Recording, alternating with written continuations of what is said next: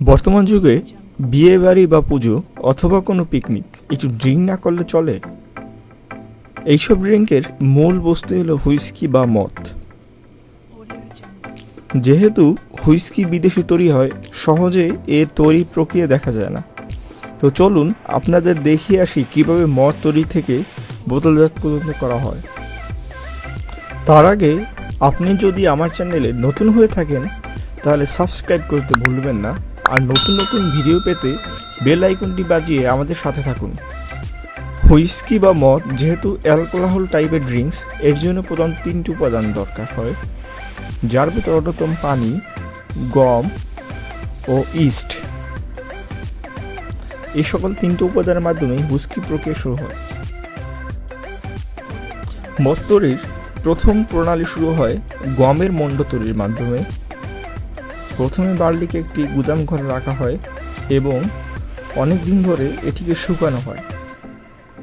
যখন বার্লিকে শুকানো হয় তখন এক প্রকারের কাঠের ধোঁয়া গুদাম ঘরে প্রবেশ করানো হয়, যাতে একটু স্মোকি ফ্লেভার আসে।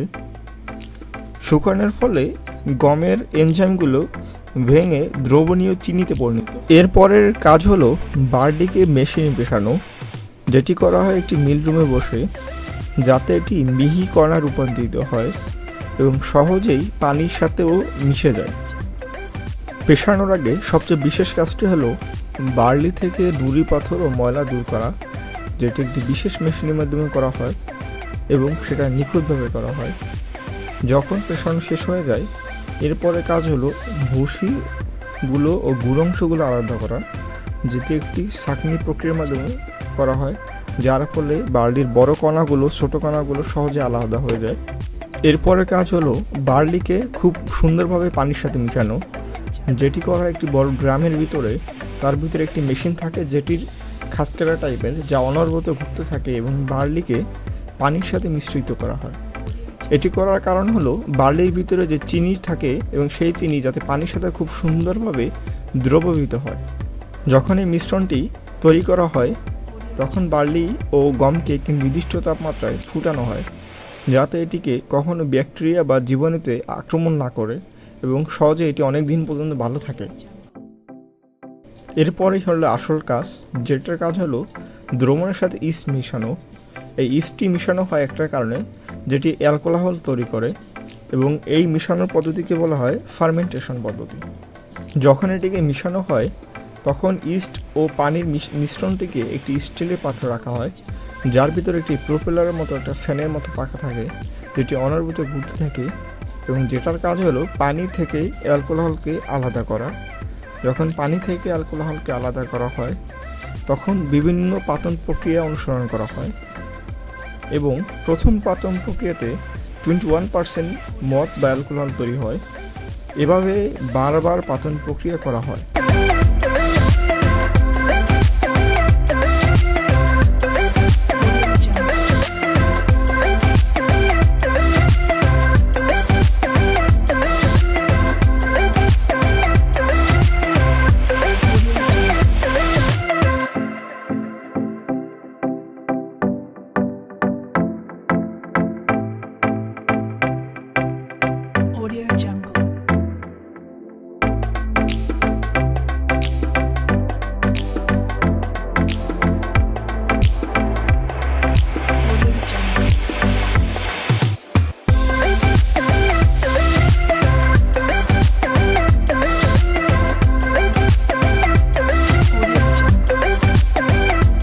যখন অ্যালকোহলের মাত্রা 63.5% হয় তখন কাজ হলো এটিকে ওক গাছের একটি ব্যারেলের ভিতরে প্রবেশ করে রাখানো। এই ব্যারেলটিকে যখন তৈরি করা হয় তার ভিতরে জীবাণুমুক্ত করার জন্য এর ভিতরে একটি আগুনের ফুলকে প্রবেশ করানো হয় এবং জীবাণুমুক্ত করা হয়। এরপর এই ব্যারেলে মদ যখন পরিপূর্ণ করে রাখা হয় তখন সেটিকে অনেক দিন ধরে একটি নির্দিষ্ট তাপমাত্রা রাখতে হয়। বলা হয়ে থাকে যে মদ যত পুরনো, যতদিন ব্যারেলে রাখা হয় সে মদ তত দামি এবং তার স্বাদ তত সুন্দর হয়ে থাকে। যখন ব্যারেলে মদগুলো প্রবেশ করানো হয় তখন প্রত্যেকটি ব্যারেলে একটি নির্দিষ্ট তারিখ ও নির্দিষ্ট সময় উল্লেখ করা থাকে, যে এই মদ অত তারিখে তৈরি হয়েছে এবং এটিকে অত তারিখে বাজারজাত করানোর জন্য খুলতে হবে। এরপর ব্যারেলগুলোকে একটি গুদামঘরে গুদামজাত করে রাখা হয় নির্দিষ্ট তাপমাত্রায়, এবং মাঝে মাঝে এটিকে চেক করা হয় যে সব ঠিকঠাক আছে কিনা বা মদের টেস্ট স্বাদগুলো কেমন আছে।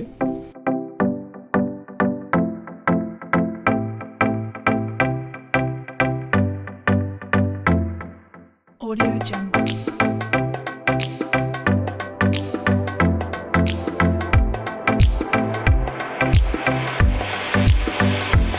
Audio Jungle.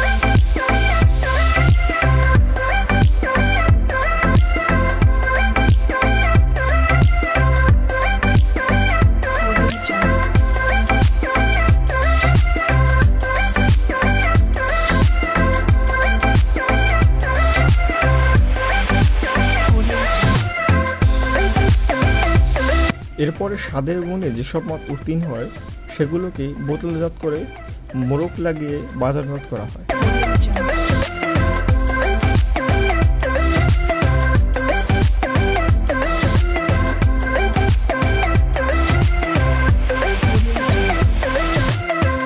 প্রিয় বন্ধুরা, এভাবে একটি মদের তৈরি প্রক্রিয়া সম্পন্ন হয় এবং ক্রেতাদের সন্তুষ্টি অর্জন করা হয়।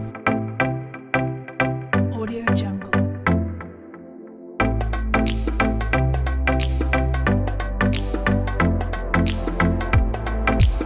ভিডিওটি কষ্ট করে দেখার জন্য অসংখ্য ধন্যবাদ। আমার চ্যানেল পাশে থাকবেন, বেশি বেশি সাবস্ক্রাইব করবেন, লাইক দিবেন, কমেন্ট করবেন। আপনাদের জন্য নতুন নতুন ভিডিও নিয়ে আসবো। ততদিন পর্যন্ত সুস্থ থাকুন, ভালো থাকুন। ধন্যবাদ।